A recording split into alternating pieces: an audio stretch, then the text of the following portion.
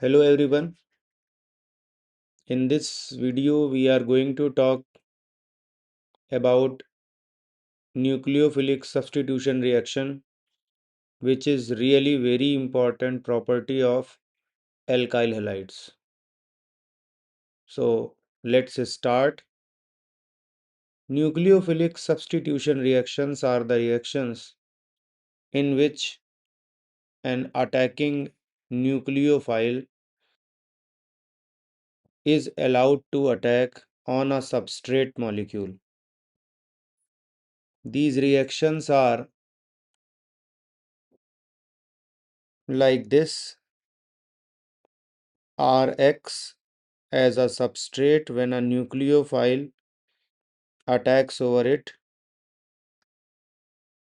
its substitute nucleophile and X minus will appear as a leaving nucleophile. Leaving nucleophile. और जो पहला वाला है that is attacking nucleophile.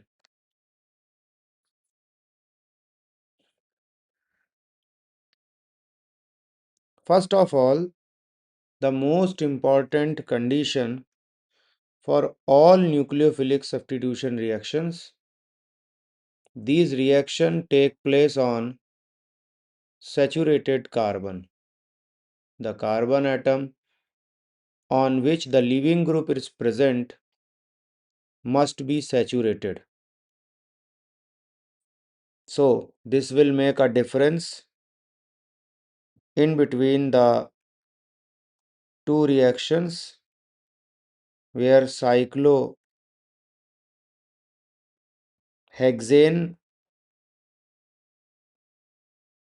derivative means chlorocyclohexane upon heating with NaOH, Cl group is replaced with OH and NaCl is formed. But when the same reaction take place for chlorobenzene, this do not take place. You can say no reaction.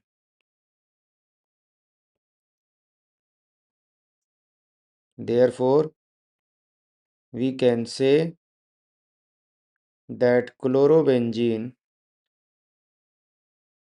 do not undergo hydrolysis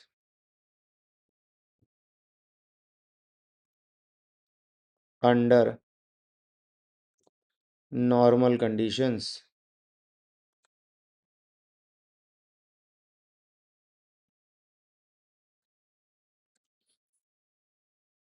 So let's understand this particular point. First of all,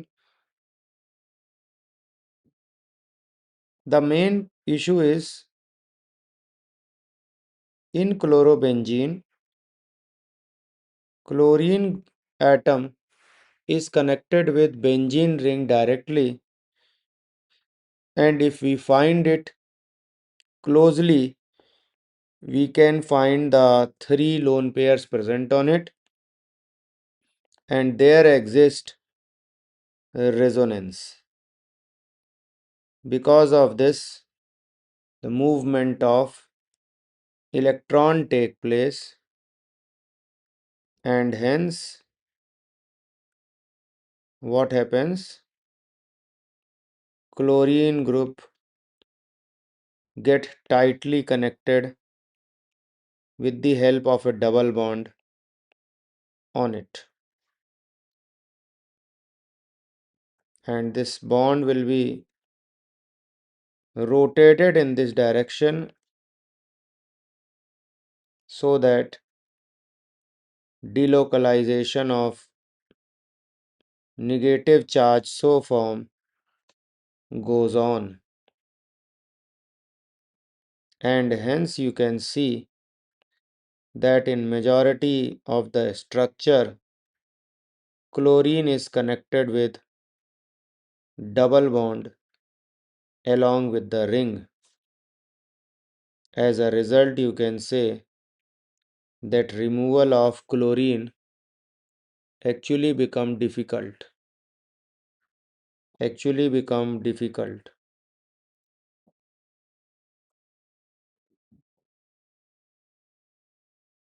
तो जैसा कि आपने देखा कि resonance हो रहा है, delocalisation of electrons है, और अगर इन सारे स्ट्रक्चर्स को कंबाइन करके एक सिंगल स्ट्रक्चर आप ड्रॉ करो तो यू विल फाइंड दैट यहाँ पे जो निगेटिव चार्ज है वो रिंग पे डिलोकलाइज कर रहा है।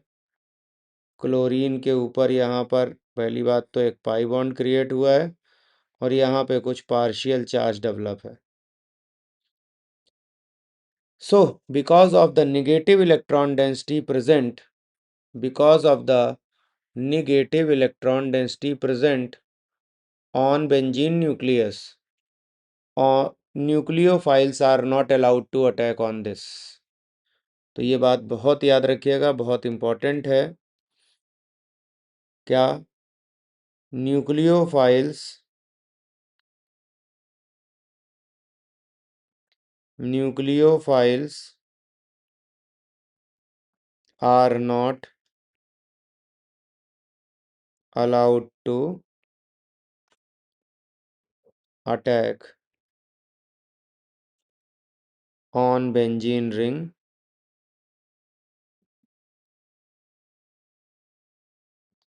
due to delocalization of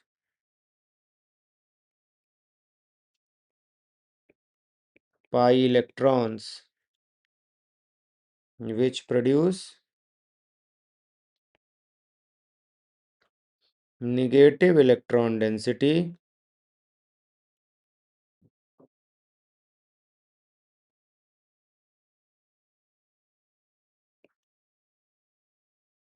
around benzene ring.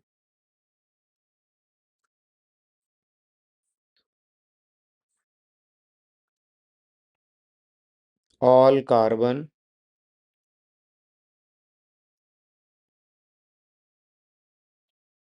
of ring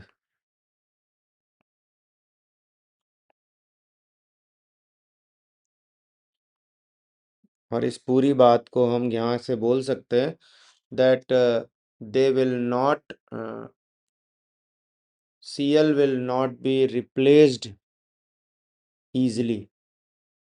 तो फिर यहाँ पर एक प्रोसेस आ जाएगा which is really very important, वो special process which is called as Downs process. बहुत ज़्यादा इंपॉर्टेंट है ये रिएक्शन। और यहाँ होना क्या है, यहाँ पे डाउस प्रोसेस में we apply some special conditions। NaOH is going to attack on chlorobenzene at a condition of 200 atm pressure and 673 degree Celsius temperature। At this happens, at this such kind of reaction appears, NaCl बाहर हो जाएगा। और अगर इसको आप H+H2O यानी acid से wash करते हो तो फिर फॉर्मेशन होगा किसका, फिनॉल का।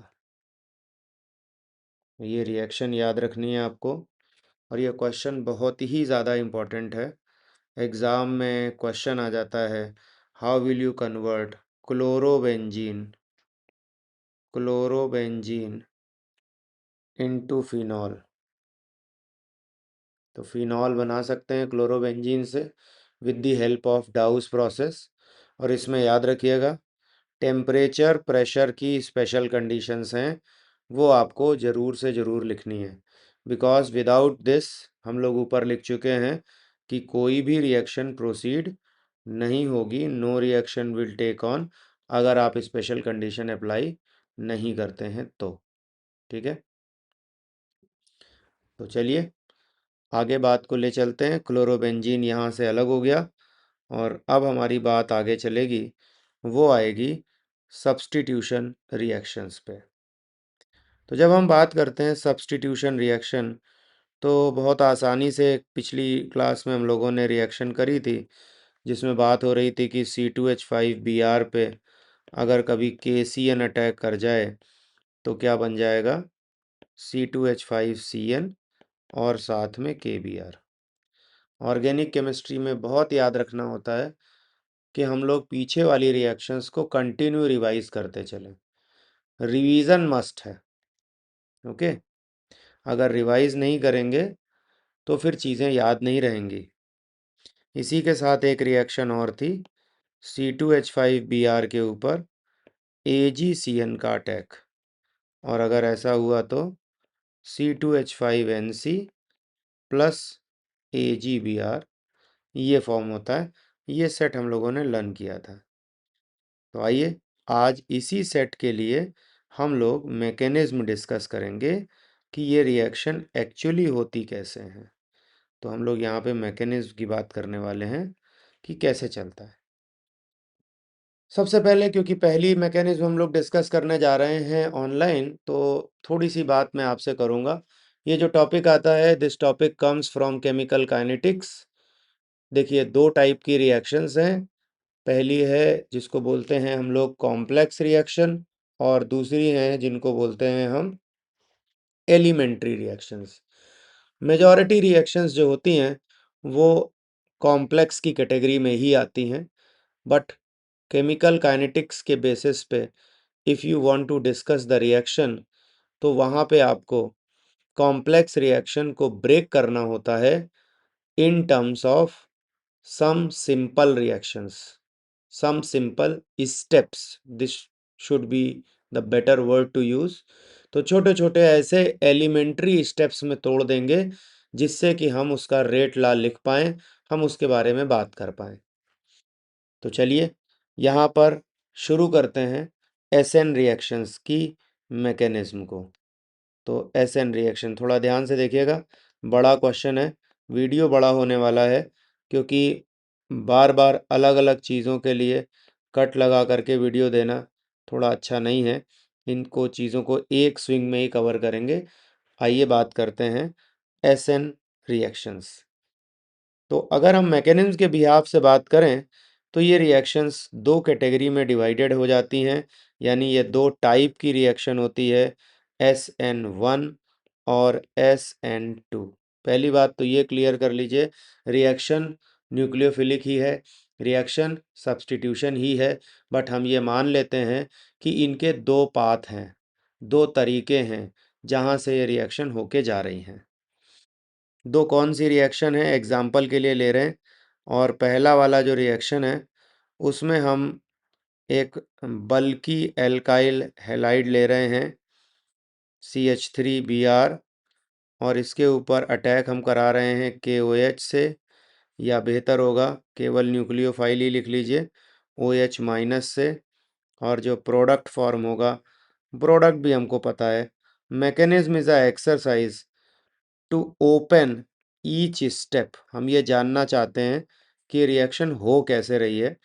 और काइनेटिक्स में आपने पढ़ा होगा, जहाँ पर हम ये बात करते हैं कि रिएक्शन कितने स्टेप में है, कौन से स्टेप रेट डिटरमाइनिंग है, कौन से स्टेप स्लो हैं, कौन से स्टेप पर थोड़ा और स्ट्रेस डाला जाए, उसको स्पीड अप किया जाए। बहुत सारी रिएक्शन है जिनकी स्पीड बढ़ाना हमारा टारगेट होता है।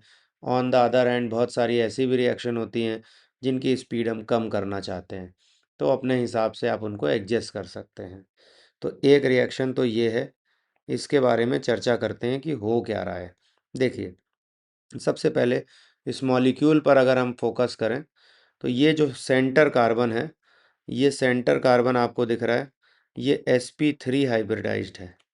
और sp3 हाइब्रिडाइजेशन का मतलब क्या होता है, शायद आपको बहुत अच्छे से पता है। sp3 हाइब्रिडाइजेशन में जो कार्बन होता है वो कुछ इस तरीके से ड्रॉ किया जाता है, जहाँ पर एक प्लेन है, एक प्लेन पर एटम्स प्रेजेंट हैं, और एक वैलेंसी एबव द प्लेन है कार्बन की, और एक बिहाइंड द प्लेन अवेलेबल है। और यहाँ पे क्या हो रहा है, यहाँ पे हर जगह CH3 ग्रुप लगा हुआ है, CH3 लगा हुआ है, और एक तरफ जो है वो Br लगा हुआ है। इमेजिन करेंगे अच्छे से, चीज़ें समझ आएंगी, कहीं कोई प्रॉब्लम नहीं होगी। थोड़ा ध्यान से देखिएगा, मेरी बात पर फोकस करिएगा, मैं क्या कह रहा हूँ। थोड़ा सा फिर से बना रहा हूँ इसको। यहाँ पर एक ऐसे ये ग्रुप लगा हुआ है, which is card CH3 group. हम यहाँ पे इसको ले रहे हैं। ओहो, तो ये हो गया CH3। इसी तरह से यहाँ पर एक बिहाइंड द प्लेन एक CH3 ग्रुप और लगा हुआ है। और ये जो ग्रुप्स है ना, ये एक ट्राइपॉड के बेस की तरह ज़मीन पर हैं। एक ट्रायंगुलर प्लेन बन रहा है, और इस ट्रायंगुलर प्लेन पर ये तीनों ग्रुप ऐसे रुके हुए हैं। और ये यहाँ पे कार्बन है, इस जगह पे। यहाँ पे मैं इसको लिख देता हूँ, इस जगह पे कार्बन है। ये एक सेंट्रल कार्बन यहाँ पे मैंने लिखा हुआ है, और इस कार्बन से ये सारे ग्रुप जो हैं वो अटैच्ड हैं। अगर आप ध्यान से देखोगे तो you will able to find the exact geometry of tetrahedral. एक बार ये ज्योमेट्री दिमाग में बिठा लीजिए। इसके बाद आपको पता है ब्रोमीन एक इलेक्ट्रॉन विड्राइंग ग्रुप है, और ये इलेक्ट्रॉन अपनी तरफ विड्रॉ करके नेगेटिव चार्ज का हो जाएगा। पीछे की तरफ ये जो ग्रुप्स लगे हैं CH3, ये बल्की ग्रुप्स हैं, तो बल्की ग्रुप हैं। और ये यहाँ से क्या करते हैं, इसको कार्बन जो है वो पूरी तरीके से कवर्ड है, यानी पीछे से एकदम कवर्ड है, इस पर कोई पॉसिबिलिटी नहीं है। अब देखिए, अगर हमारा OH माइनस इस पे अटैक करेगा, वो भी वाटर की प्रेजेंस है, एक्वस सोल्यूशन है, वाटर इस KOH को ब्रेक करके OH माइनस क्रिएट करेगा। और अब ये OH माइनस क्या सामने से आ सकता है? मैं आपसे क्वेश्चन पूछ रहा हूँ, क्या ये OH सामने से आ सकता है? जी नहीं, क्योंकि यहाँ पे इस पे माइनस का चार्ज है, और इस पे भी माइनस का चार्ज है। Same group repel each other, और इसलिए ये सामने से नहीं आ सकता। अब ये क्या करेगा, अब ये ट्राई करेगा कि क्या कहीं और से कोई जगह है। बिल्कुल भी नहीं। क्यों नहीं है पीछे से जगह? रीज़न, क्योंकि बल्कि ग्रुप्स प्रेजेंट हैं, तो इसके पास कोई भी ऑप्शन नहीं है कि ये यहाँ पर आकर के क्या कर पाए, अटैक कर पाए। तो there is no such option. ये कहीं से भी अटैक नहीं कर सकता, यानी कि आप ये मानिए कि अभी कुछ भी नहीं हो सकता। Nothing is possible in this scenario. क्या होगा? ये वेट करेगा। कब तक? जब तक ये बॉन्ड ब्रेक नहीं हो जाता। देखिए, जो वाटर है, water is a polar solvent. कैसा होता है? Polar solvent. और पोलर सॉल्वेंट का काम क्या है? फिजिक्स कहती है कि इसका डाइलेक्ट्रिक कांस्टेंट हाई होता है।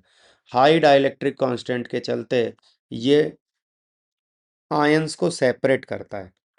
इसका मतलब जो हमारा स्ट्रक्चर है ना, उसमें जो CH3 ग्रुप है ना, वो धीरे धीरे करके यहाँ से CH3, और ये जो Br है, ये बॉन्ड धीरे धीरे करके वाटर की वजह से पोलराइज हो जाएगा, ब्रेक हो जाएगा, और जो टेट्राहेड्रल स्ट्रक्चर है वो एक प्लेनर स्ट्रक्चर में या प्लेनर कार्बोकैटायन में कन्वर्ट हो जाएगा। तो ये हमारे पास एक प्लेनर कार्बोकैटायन बन गया, और यहाँ से Br माइनस जो है वो लीव कर गया।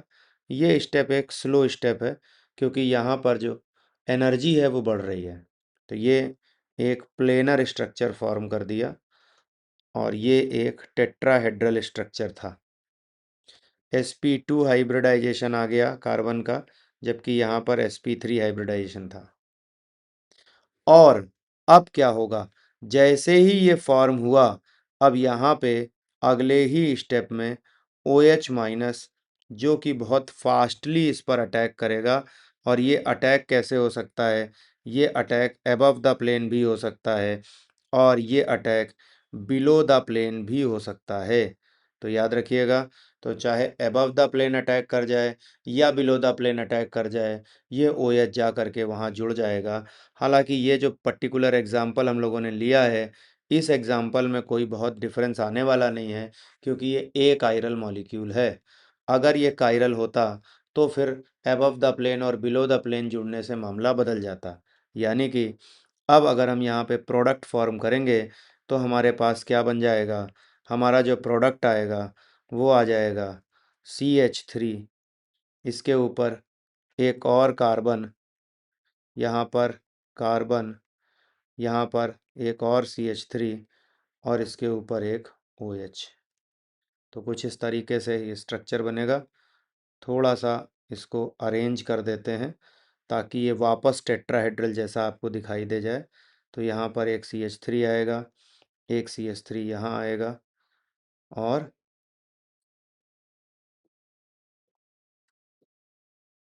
मान लीजिए कि ये OH आ गया और एक CH3 इधर और एक CH3 इस तरफ।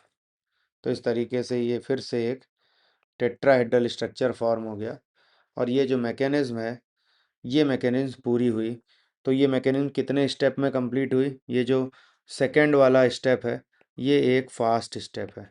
तो हम जब इस रिएक्शन को लिखेंगे तो ये दोनों स्टेप अलग अलग करके लिखेंगे। तो आइए शुरू करते हैं। अब आपके क्वेश्चन आंसर की बारी है। कैसे करेंगे? तो इसमें स्टेप नंबर 1 आएगा सबसे पहले, और जो पहला स्टेप है उस स्टेप में क्या होगा, वो एक पहली बात तो स्लो स्टेप होगा। दूसरी बात है इसमें कार्बोकैटायन का फॉर्मेशन होगा, stable carbocation is formed.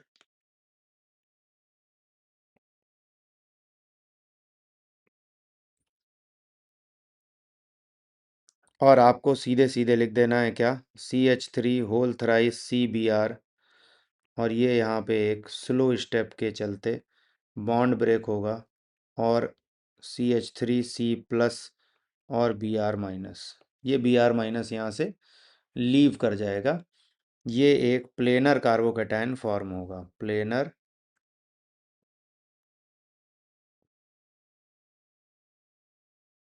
Carbocation, planar carbocation form हो जाएगा।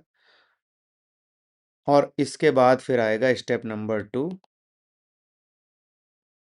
और स्टेप 2 जो है वो कैसा होगा, ये स्टेप काफ़ी फास्ट होगा। तो एक फास्ट स्टेप है और यहाँ पर फाइनल प्रोडक्ट का फॉर्मेशन होगा। जो कार्बोकैटायन आपने बनाया है होल थ्राइस C+, इसके ऊपर OH- या जो भी अवेलेबल न्यूक्लियोफाइल होगा वो अटैच हो जाएगा, अटैक कर देगा और उसके साथ जाके अटैच हो जाएगा। यानी CH3 होल थ्राइस C पर एक OH फॉर्म हो जाएगा।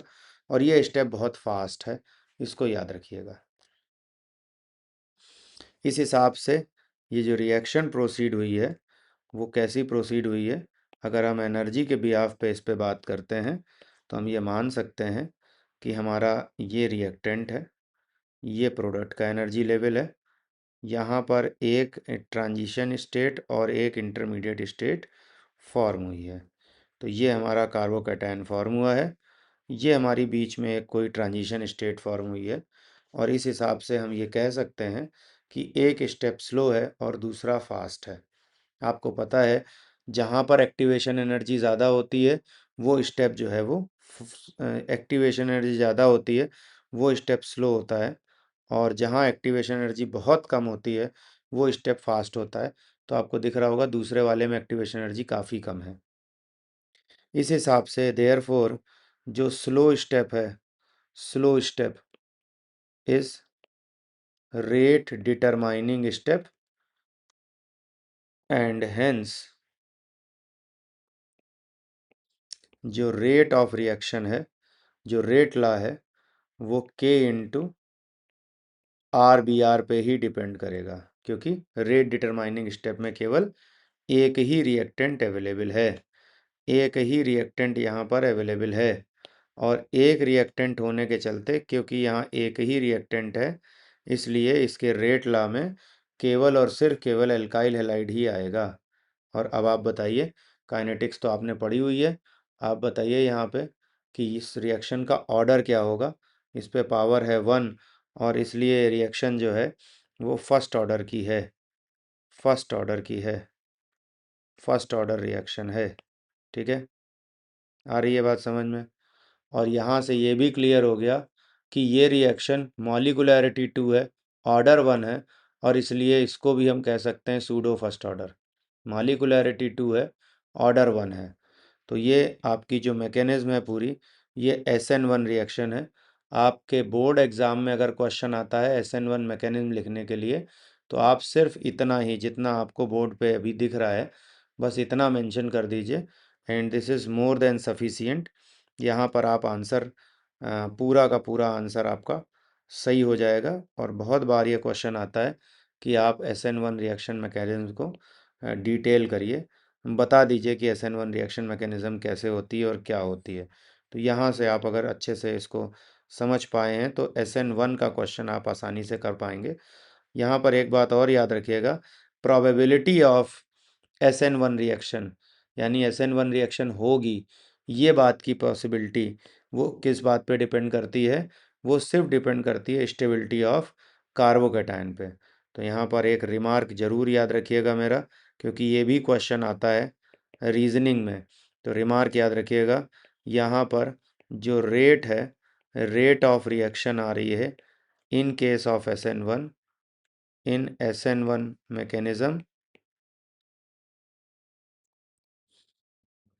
is proportional to stability of carbocation, stability of carbocation. तो जो भी कार्बोकैटायन आपका फॉर्म हो रहा है, उसकी स्टेबिलिटी पर डिपेंड करेगी। जितना ज़्यादा स्टेबल कार्बोकैटायन होगा, probability of showing SN mechanism उतना ही ज़्यादा होगा। ठीक है, अब अगर हम यहाँ पर बात कर लें आगे SN2 रिएक्शन मैकेनिज्म की, आइए ज़रा चर्चा कर लेते हैं इस पे भी। SN2 रिएक्शन मैकेनिज्म, देखिए रिएक्शन वही है, SN2 रिएक्शन मैकेनिज्म, रिएक्शन में कोई अंतर नहीं है। बस इस बार हम लोगों ने क्या किया है, पिछली बार के कंपैरिजन में यहाँ पर थोड़ा सा चेंज कर दिया है, और हम ये लेके आ रहे हैं एक हेलोजन जो कि अटैच है एक ऐसे कार्बन से जिसके सराउंडिंग में बहुत लाइट ग्रुप्स लगे हुए हैं, हाइड्रोजन लगाया है, यानी एक्सपोज्ड कार्बन है। ठीक है, अब जब हम आप इसके ऊपर रिएक्शन कराना शुरू करेंगे, मतलब रिएक्शन हो जाएगा आपका CH3Br के ऊपर। अभी KOH का रिएक्शन है, वो भी एक्वस सोल्यूशन के साथ। तो जो फॉर्मेशन आएगा वो क्या होगा, वो बनेगा CH3OH, और साथ में KBr जो है वो रिलीज़ हो जाएगा। ये तो रिएक्शन है, आपको पता है नॉर्मल रिएक्शन है, इसको आप नोट भी कर सकते हैं, कोई दिक्कत नहीं है। बट सवाल वही है कि ये रिएक्शन हो कैसे रही है, मैकेनिज्म क्या है। इस बार जो ग्रुप्स हमने यहाँ पे लगाए हुए हैं, ये ग्रुप काफ़ी छोटे छोटे हाइड्रोजन हैं, और ये लाइटेस्ट एलिमेंट है पीरियोडिक टेबल में। अब ये जो छोटे हाइड्रोजन है और इसके साथ में ये जो Br लगा हुआ है, पहली बात तो Br पे माइनस इलेक्ट्रॉन डेंसिटी है, और जो एक्वस सोल्यूशन है, जो वाटर है, वो डाइलेक्ट्रिक कांस्टेंट हाई होने की वजह से इस KOH को आयोनाइज कर देगा। तो सबसे पहली बात तो अगर KOH दिया है तो एक्वस सोल्यूशन में ये K प्लस एक्वस और OH माइनस एक्वस में कन्वर्ट हो जाएगा। अब हमारा जो अटैकिंग न्यूक्लियोफाइल है which is OH minus, it tries to attack, और ये अटैक करेगा कहाँ से, अगर ये फ्रंट से आता है, अगर ये फ्रंट से आता है, यहाँ से अटैक करता है आकर के, तो फिर ये अटैक अलाउड नहीं है। अगर ये फ्रंट से आकर के अटैक करेगा तो ये अटैक बिल्कुल भी अलाउड नहीं है। क्यों नहीं अलाउड है? रीज़न है क्योंकि OH माइनस और Br माइनस दोनों के ऊपर सेम चार्ज है, और सेम चार्ज आपको पता है they repel each other very strongly. तो इसलिए ये जो OH माइनस है ना, ये OH minus will try not to try to attack on Br minus from this side। जाना कहाँ है, ये इस कार्बन से जाके जुड़ना चाहता है, रिएक्शन आपके सामने है, आपको दिख रहा है कि यहाँ इस कार्बन से जाके वो OH जुड़ गया है। अब क्या करेगा ये, it tries to get another path. और वेक्टर अगर आप ध्यान से देखें, वेक्टर अगर आप जानते हैं तो आपको ये बात पता होगी कि इस बी आर के अपोजिट डायरेक्शन में, इस बी आर के अपोजिट डायरेक्शन में ठीक पीछे से ये जा कर के क्या करेगा, अटैक करेगा, और वहाँ पे इसको अटैक करना अलाउड होगा। तो आइए ज़रा देखते हैं। This attack will be called as, इस अटैक को अपन कहेंगे बैक साइड अटैक। क्या बोलेंगे, बैक साइड अटैक। ठीक पीछे से अटैक करेगा, और बैक साइड अटैक करने के बाद, यहाँ पर एक हाइपोथेटिकल ट्रांजिशन स्टेट फॉर्म हो जाएगी। उम्मीद करता हूँ मेरी बात आपको समझ आ रही होगी। कोई भी डाउट है आप दोबारा से इसको कमेंट करके पूछ सकते हैं, और मैं उसको क्लियर करने की पूरी कोशिश करूँगा। तो आइए ज़रा देखते हैं क्या हो रहा है यहाँ पे। हमारे पास एक हाइड्रोजन है, एक और हाइड्रोजन है, एक और हाइड्रोजन है, और यहाँ पे एक H है। इसके ऊपर, अरे सारे H हो गए, यहाँ पर एक Br है, सो सॉरी। यहाँ पर माइनस चार्ज है, यहाँ पे प्लस चार्ज है, और इस पर अटैक कौन कर रहा है, OH माइनस। फ्रंट साइड से अटैक बिल्कुल भी अलाउड नहीं है, ये हो ही नहीं सकता, इट इज़ इम्पॉसिबल।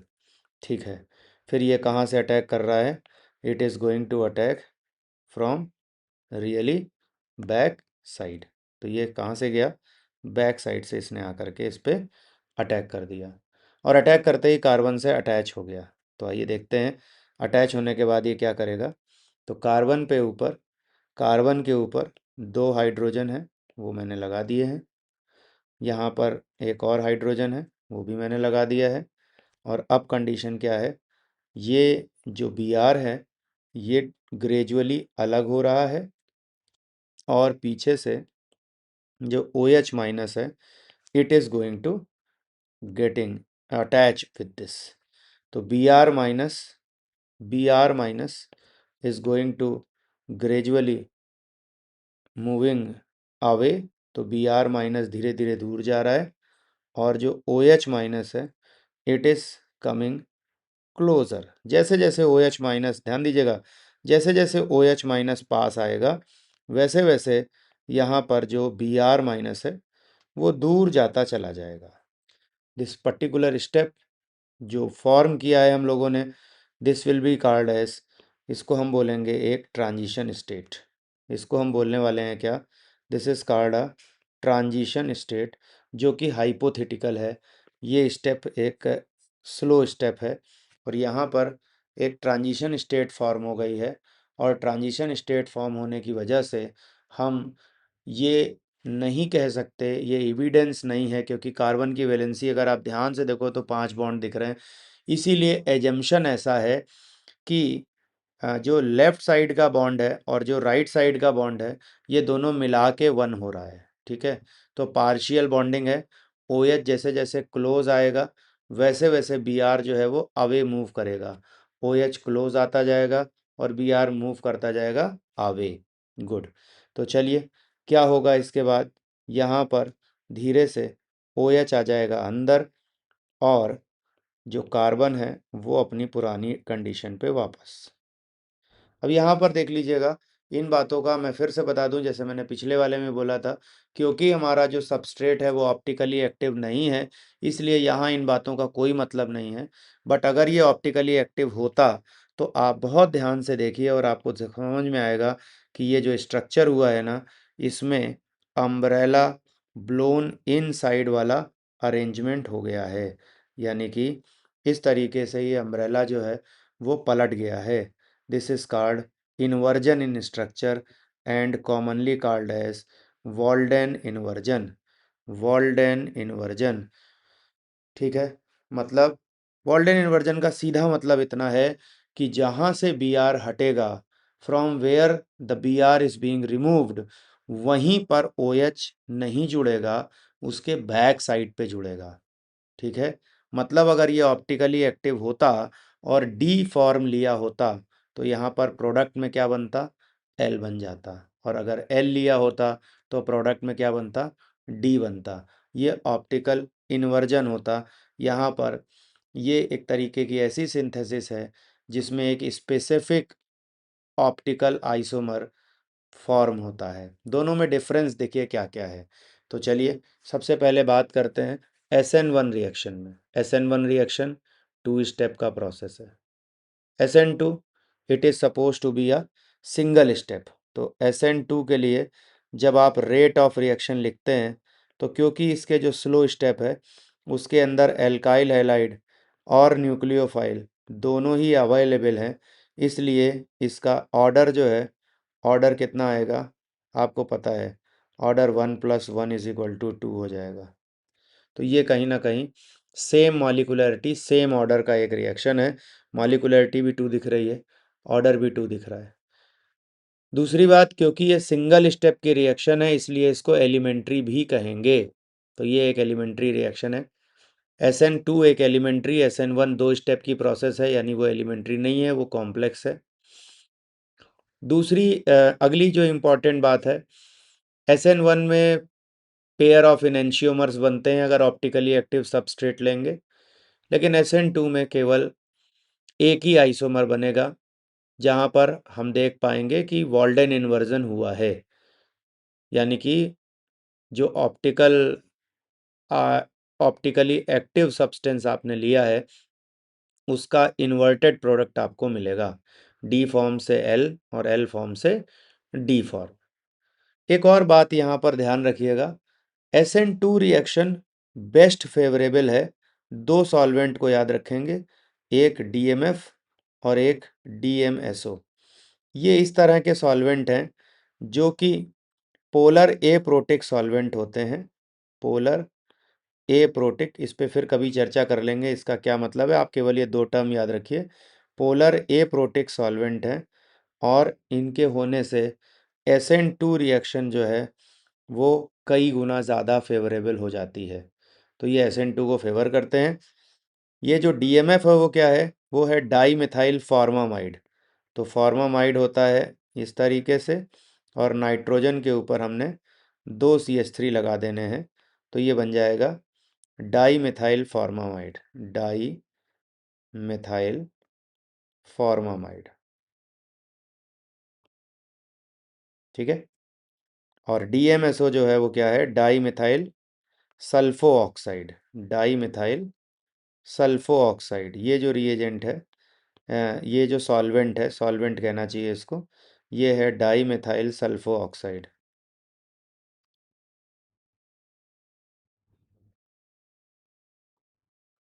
ठीक है। तो ये अगर प्रेजेंट हैं तो ये हमेशा SN2 को ही फेवर करते हैं और उस केस में आपको वॉल्डेन इन्वर्जन रिपोर्ट करना पड़ेगा। तो आज में हम लोगों ने SN1 और SN2 दोनों को कंप्लीट किया।